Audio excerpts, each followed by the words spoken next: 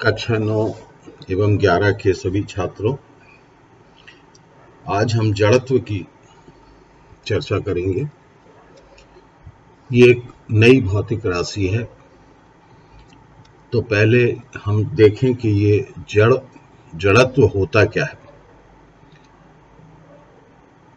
देखिए, दुनिया में दो तरह के पदार्थ पाए जाते हैं। जड़ का मतलब है निर्जीव, अर्थात जिनमें जीवन नहीं है, और एक पदार्थ होते हैं जिनमें चेतन होता है। चेतनता अर्थात जिनमें मस्तिष्क होता है और सोचने समझने की क्षमता होती है, उनको हम बोलते हैं सजीव। सजीव और निर्जीव पदार्थों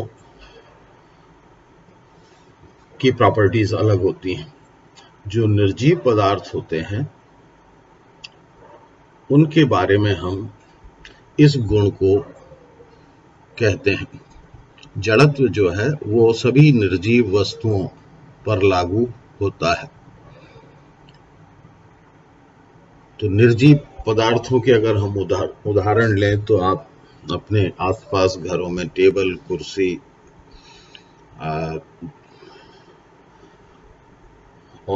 और भी साजो सामान जो घर में रहता है, बाहर हैं अगर आप देखें तो मकान है, फुटबॉल है आपका, क्रिकेट का बैट है, या जो भी है, ये सब निर्जीव, पत्थर, ये सब निर्जीव चीजें होती हैं।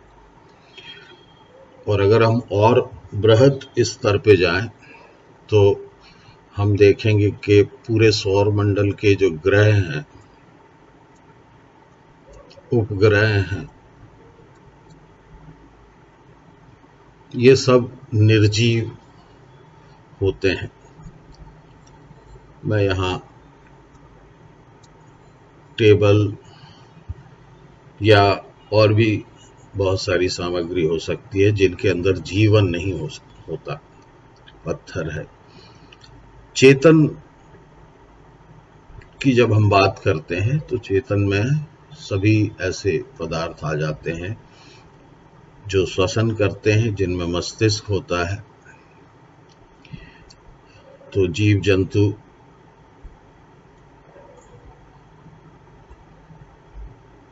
जिसमें मनुष्य भी शामिल है, ये सभी चेतन में आते हैं। तो जो जड़ वस्तुएं होती हैं उन पर गैलीलियो ने प्रयोग किया। आपको पहले भी मैंने वीडियो में बताया था। ये बहुत बड़े वैज्ञानिक हैं गैलीलियो, और इन्होंने ये बताया कि जो वस्तु से मेरा तात्पर्य जिसमें जीवन नहीं है, वो वस्तु अगर स्थिर अवस्था में है या गतिशील अवस्था में है, गतिमान है, तो वह उसी अवस्था में रहेगी। ठीक है, ये बात ध्यान रखिए, उसी अवस्था में रहती है।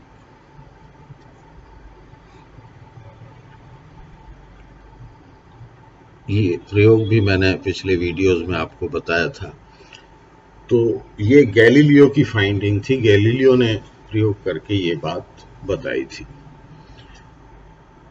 और जब दूसरे वैज्ञानिक, जो दुनिया के महानतम वैज्ञानिकों में से हैं, जिनका नाम हम जानते हैं न्यूटन, उन्होंने इसको और ज्यादा अच्छे से परिभाषित किया कि ये जो प्रॉपर्टी है स्थिर रहने की या गतिमान रहने की, इस प्रॉपर्टी को उन्होंने नाम दिया जड़त्व। तो ये जड़त्व जो है क्या है, एक गुण है। जैसे मनुष्यों में गुण होते हैं वैसे ही निर्जीव पदार्थों में भी गुण होते हैं। अब इस जड़त्व की वजह से जो गैलीलियो की फाइंडिंग थी या उन्होंने बताया था कि जड़त्व वह गुण है जिसके कारण वस्तु स्वतः कार्यों को करने में असमर्थ होती है। तो इसको हम अब थोड़ा सा, ये 3 पॉइंट मैं आपके सामने रखूंगा। ये 3 काम करने में कोई भी वस्तु से मेरा तात्पर्य उन सभी वस्तुओं से है, चाहे ग्रह हो, उपग्रह हो, टेबल कुर्सी हो, जिनमें जीवन नहीं है। निर्जीव वस्तुओं की बात करेंगे। तो न्यूटन ने इस गुण को इस तरह से प्रकट किया कि वस्तु स्वतः अपनी स्थिति में परिवर्तन करने में अक्षम है, असमर्थ होती है। अगर वो गतिशील है तो गतिशील रहेगी और स्थिर है तो स्थिर रहेगी।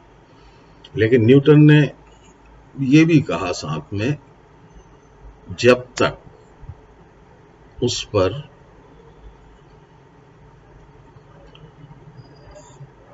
बाहर से हम बल ना लगाएं।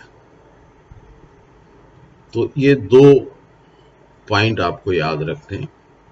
न्यूटन, एक्चुअली ये गैलीलियो का नियम है, लेकिन न्यूटन ने इसको, तो न्यूटन का प्रथम नियम भी इसको कहा जाता है कि वस्तुओं की स्थिति और गति में परिवर्तन सिर्फ तभी हो सकता है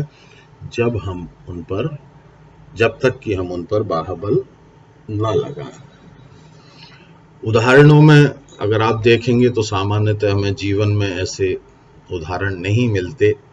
हम देखते हैं कि फुटबॉल को किक मारते हैं तो थोड़ी दूर पे जाके रुक जाती है, जबकि फुटबॉल पर बाह्यबल कोई नहीं लगता। तो आप देखते हैं कि फुटबॉल जब जमीन पे आती है तो उस पर एक विरोधी बल लगता है, जिसे हम घर्षण बल कहते हैं, जो पृथ्वी लगाती है, इस वजह से वो रुक जाती है। और कोई उदाहरण लें, अगर आप कोई वाहन चला रहे हैं और उसको वाहन को बंद कर दें, उसका इंजन बंद कर दें, तो थोड़ी देर बाद वो रुक जाता है। तो उसका कारण भी क्या है? घर्षण।